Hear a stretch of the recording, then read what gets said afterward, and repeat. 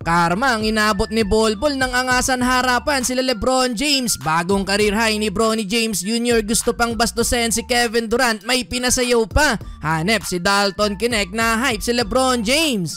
LA Lakers versus Phoenix Suns. Pahinga na si LeBron James. Hindi na naka-line up mga bro sa Lakers. Wala din si Rui Hachimura pero maglalaro pa si Anthony Davis, Austin Reeves at D'Angelo Russell. Habang sa kabila naman, kompleto ang starting five ng Phoenix Suns. Napa-take over agad si Anthony Davis sa pagsisimula ng first quarter. Sa kanya galing ang first 8 points ng LA. 2 tres kagad nang naipasok ni AD. Si Kevin Durant naman ang unang bumuta sa opensa ng home team. Sumagot ng corner 3 points. Eto, Devin Booker mga bro with the hustle play. Gustong isave ang bola sa play na to. Kaso tumama ang ulo niya sa monitor kung saan nakaupo naman ang commentator na sila Kevin Harlan at Reggie Miller. Namula ang mukha ni D-Book sa nangyari mga bro. Well, unang napa-timeout ng Phoenix Suns, Austin Reeves hang time move kontra kay Kevin Durant. Di nga lang naipasok pero kanya din ang putback. Halfway mark, Devin Booker cuts the lead to 1 after ng kanyang 5 straight points. Pero etong si Anthony Davis ayaw pa din talagang magpaawat. 2 sunod na 3 ulit ang naipasok. Napatayo na tuloy sa bench ng mga teammates ni Anthony Davis. Total of 15 points para kay AD sa first quarter, shooting 4 of 7 beyond the arc. Literal na buhat niya ang opensa ng LA though under 4 minutes. Muling nakalamang ang home team. Devin Booker again 4-point play, 9 points sa opening quarter para kay D-Book. Pero buti na lang mga bro, nagpaulan pa ng 3 sa dulo ang LA.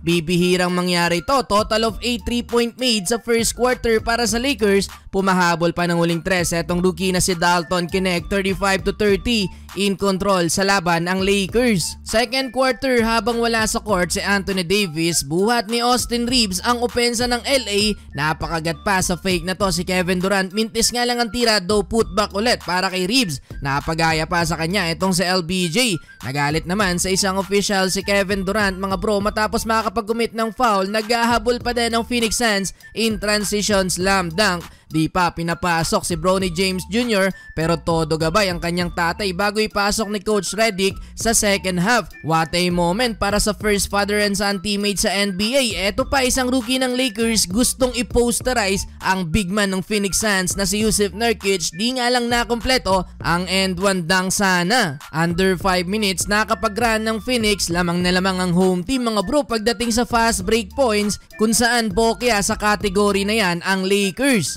Kaya naman unti-unting nakalamang ang Phoenix Suns. Take over pa si Devin Booker, 9 straight points. Papasok ang last 2 minutes. Nanigas pa ang depensa dito ni Austin Reeves mga bro. 20 puntos na para kay Booker sa first half. Naghahabol pa ng 5 points ang LA mga bro, 67-62.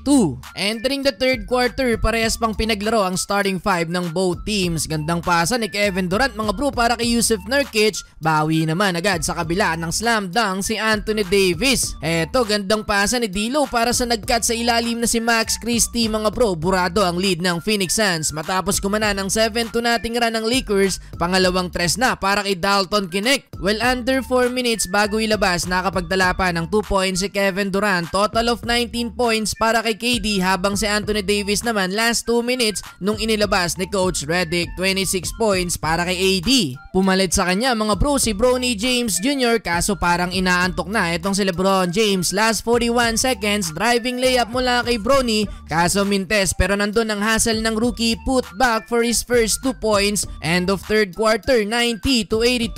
Well, fourth quarter mga bro, ipinasok pa sila KD at AD. Sa play na to, libre na sana si Bronny James pero di siya pinagbigyan ni Kevin Durant at sinabayan ang tira ni Bronny. Kaso nga lang mga bro, mintes ang dalawang free throw ni Bronny James. Eto mga bro, nakipagsayawan naman sa bantay si Bronny James, crossover move kaso nasundutan nga lang siya sa play na yan. Well, pinaglaro pa ni Coach Redick mga bro si Anthony Davis. Ayaw pa din magpaawat, 30 plus points na para kay Anthony Davis. Double-double pa yan with 10 rebounds. Under 5 minutes, ibinalik pa si Bronny James kaso foul ang nakomit ni Bronny. Masama pa ang pagkakabagsak ng player ng Phoenix. Kaya naman nireview ng mga referee mga bro at first time ngayong preseason napituan ng F1 si Bronny James. Parang magrereklamo pa sa referee etong si LeBron James. Eto mga bro, ball 3-pointer dagger sabay stare down pa sa bench ng Lakers. Eto pa sana mga bro, blanka ni ball